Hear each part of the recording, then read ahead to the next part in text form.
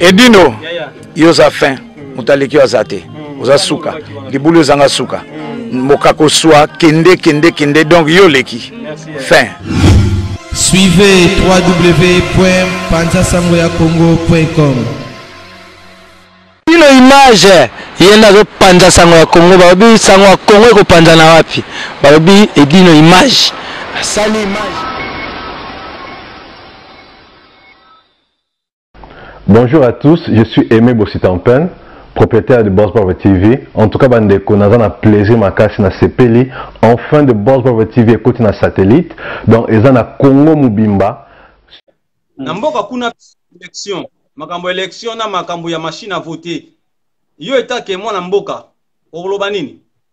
Non, machine à voter wana élection d'ailleurs. Ngai na mission na ngana sonale kana biki. Élection au sala pona nini? Tozana d'identité. Pourquoi on sala élection? Pourquoi on dit élection? Et là, il y a des Congolais. Et là, Congolais.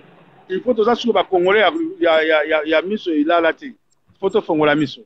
Tous les Congolais, tous les combattants, même il y a Poto, même il y a Wapi, même il y a Mboka Kuna, il faut que les mis. Biso, Mboka na biso Zamboka moko riche. Donc, on a ça vote. Donc, ça la vote, c'est le recensement. Tu as vu nombre de battre la Mboka. Tu as vu Bakolomboka Banante. Tozana identité. Est-ce que mboko za identité? Mutana zana. Mutu moko zana ngote. Nenga na zalaka na ngaka maya pondo na ngana na maboko, na zalaka mwana oyo na zana numéro na ngaka ya la cité, eza na ngai. Est-ce que le lomboko na ezali? Mais on a voté nani? Makama vote ezati. Tobo il vote. Il faut tout ça dans l'identité, tout contrôler mboka wana. Nana azali congolais. Non, congolais. Vous comprenez? Machine wana bazongi sango pa bakolo batu basala ka machine wana. Ah on a poto yo somoni vote salami na poto yo zalaka na France. Bozo somona vote salami na machine. Jamais et ça la ba bulletin. Bon biso ba ngombe na bango, ba umbo na bango, ba tufi na bango ba ko chira biso machine. Parce que toi mayele te. Bozo mona monter que ça la sens te. Alors bana Congo donc il faut voter les la biloko wana. Totel melango to kufi ebele na minute muke au pouvoir elongwe et comme na maboko ya banguna bato bazaki ba rebelle bakomi ba yena ki rebellion na bango o baza ba libérateur baye ko boma biso nde ko boma mais pour le moment mayele se jubiso donc to kolinga kutu te ke e boma muto aboma biso isusu non to tombwa mi penza donc to za mayele to bimi pe na bamboko to zu mayele ebele vous comprenez? Oui. On a na bana Congo donc moko tia ameka ko ndima eloko wana. Machine eza tala mboka na biso mobimba yo moko edino image. Ba tio ko venir lelo otongi dinda. Ezalaka. Ah. Ezalaka te? Ba tio maire ya commune moko boye otongi 20 tako. Donc ezala mboka moko so ba juka nga ba tiengai na kena memika saki na nga na bandi to lisa bambongo na zu biloko. Non, ce n'est pas ça mon cher.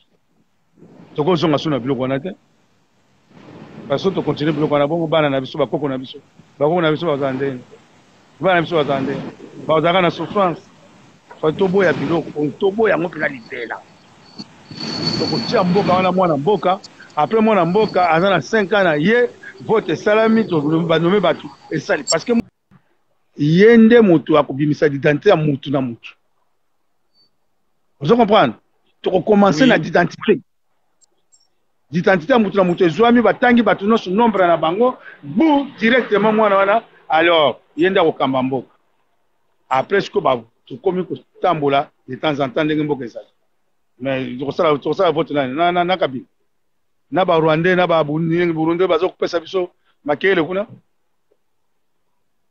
na ba oyo basombi bandako wana tozo ya bosoma na bino bandako mais l'état aozwa yango comme ba bureau comme un bureau à l'État, comme un peu un hôpital à l'État.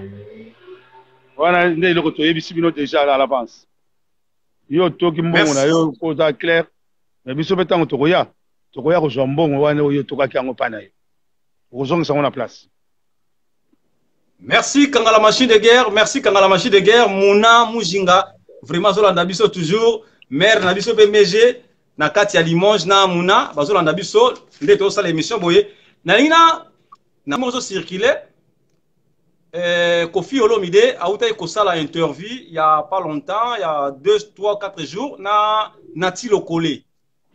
Alors, là qui aussi sur machine à voter, mais na message qui circulé que Kofi a menacé na ba kabiliste. Pour na yoko lo banini. Parce que a dénoncé machine à voter. Non, ba kabiliste wana bango baza ba rebelle. Ponga tili na benga ba rebelle. Ce qui Kofi a lobby. Kabiliste aza est-ce que mboko wana ezai kabiliste ba kabiliste wana bato ya kabila mboko wana ezai bango hein mboko ezai bango te le problème ezali ni Kofi aza na raison na ye pona côté wana donc di toza ba nyama te yo otila biso machine yo zanani yo c'est trop c'est trop d'ailleurs nana tiaki on a pouvoir pour ya koloba na biso kamata machine no ba mindele ba chako na pouvoir ki yakala kozonga sana ba mindele ube kaya na ona mboka no kabiliste c'est qui na mboka wana Kofi a lobby parce que Kofi a lobby bloko moko za normal to ba ngombe te ba no tia chako bato bazo menacer Kofi wana pona makamotali machine baza la sur que tokoyaka kaka tokokufa te basambelaka na bango kuna ke biso tokufao biso tozo ya eza mboka ba koko na biso mitolo na bango evandi kuna eza mboka ya koko ya kabiliste te e mutolo na eza kuna non bakena na Rwanda kuna pa ba mitolo ya ba koko na bango ozo comprendre bakena lo bako te na mboka pa ezali tous les babala na ngai na pesi mbote na Aflek akafulek général na pesi mbote mon général voilà général boy après na pesi mbote et pas il y a champion yo moko yebi wana champion passif ouais champion passif